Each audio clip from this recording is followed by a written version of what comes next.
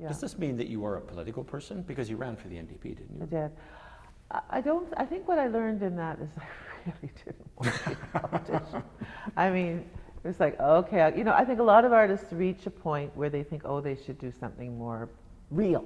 Like we're working in the arts, but you go one of those who cares moments, and I should really try and do something real in my community. And so I did give it a go. I ran at the worst possible time. Which election was it?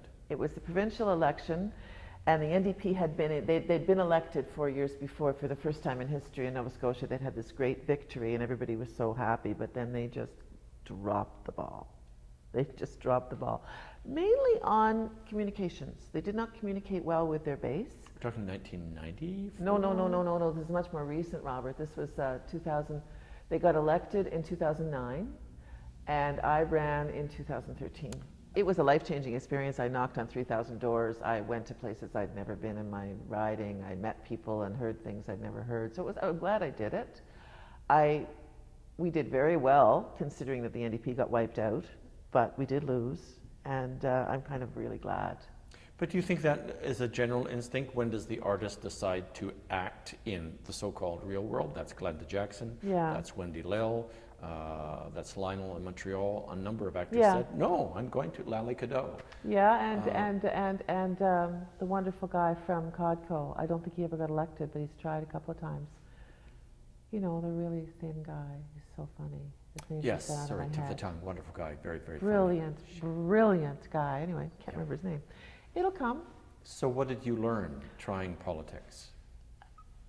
Well, I really disliked being a puppet, being the mouthpiece, being a mouthpiece of a party. I really I saw all kind. I was getting all these comments on the doorstep, and I would go and try and get answers, and I wasn't getting the answers. If I hadn't had Richard Starr, Wendy's husband, as my campaign manager, he is an incredibly good researcher, and he would find me things. But I realized that the party structure is about getting the leader in the right places and the party line, and you're just a little mouthpiece.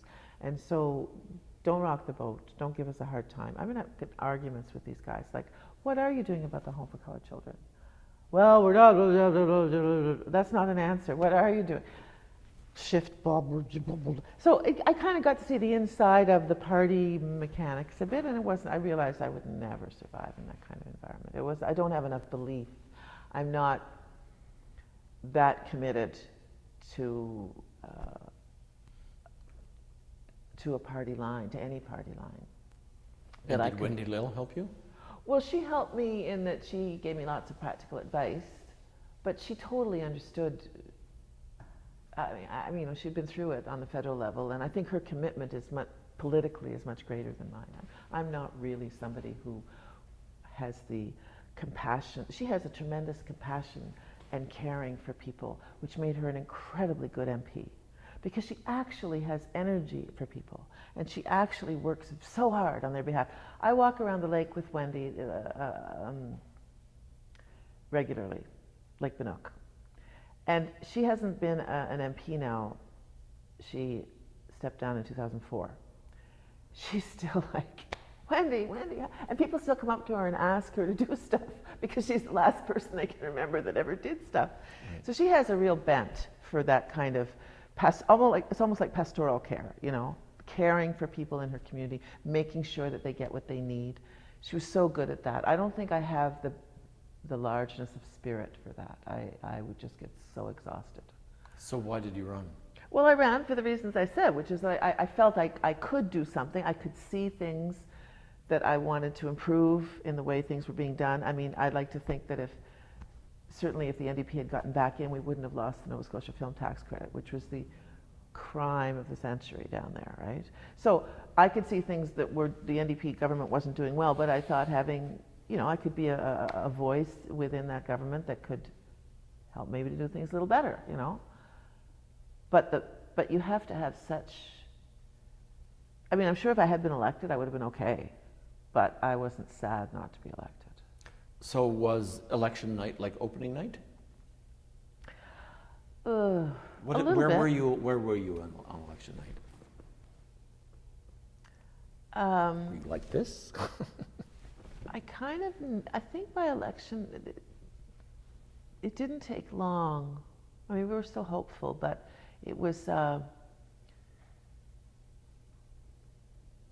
you know, we were out campaigning to the last minute the day before, and then you go around. There's kind of a ritual. You go around in a car and you visit the polls. I hated that because I felt like I was trying to pressure people, you know, in the booths and stuff, and I just was like, oh, this is really I don't like this tradition. But apparently that's what you do. You go around and you kind of just, you know, hi.